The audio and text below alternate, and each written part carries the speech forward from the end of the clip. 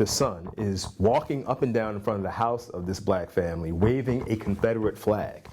They are yelling racial slurs at them. We're going to kill you nigger. It was a public display of a symbol of the Confederacy, targeted at an African-American family in Baltimore County. An expression of hostility that received little attention until Morgan State radio host Sean Yost broke the story.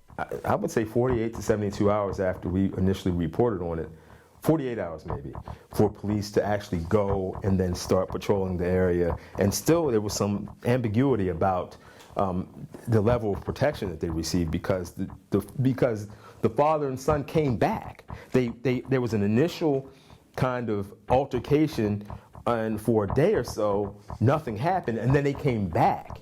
Charged with assault was the father and son.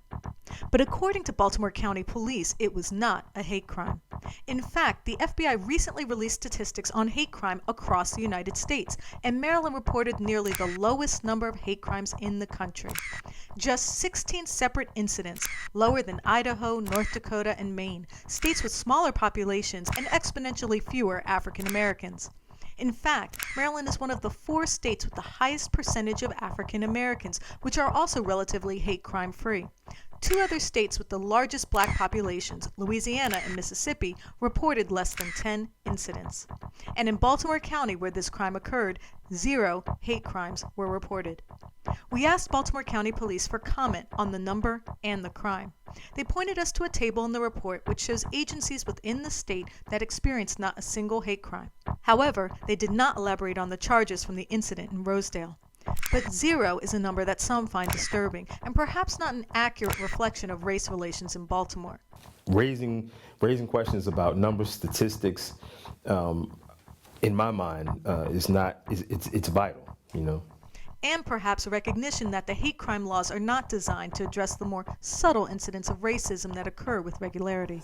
Well, I think it's just how you decide to define what a hate crime is. And sure, under the law, there are certain things you can't discriminate against people or commit crimes because out of hatred of race or religion, or I think that we even looked at homelessness as a possibility of being a hate crime. But domestic violence is a hate crime. You know, rape is a hate crime. Illegal arrests are hate crimes. So I think that it's just how you define it. Case in point may be the experience of Bria Johnson, a student at Towson University. She was one of a group of African American students who confronted administration officials regarding racial inequality on campus. One of their concerns is what they called microaggressions. But Towson University also reported 0 hate crimes. Well, for me personally, I do remember my first week here, I was called the N-word. So that's why this is such a passionate thing for me, because I could have left, I could have gone to an HBCU, but I chose to stay and make this a safe space. And I have a friend who recently came to me at work crying because she was called that twice. And it got to the point where she was filling out an application to leave, and I had to beg her to believe in me enough to make this a safe place for her mental and emotional health. The numbers don't paint an accurate picture, says Yost, who writes a column on race relations for the Afro-American newspaper.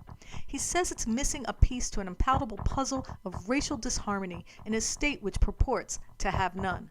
There's so many different issues that become obscured because I think that the powers that be, the city just doesn't think people are paying attention. And because of that, they feel like they can get away with it.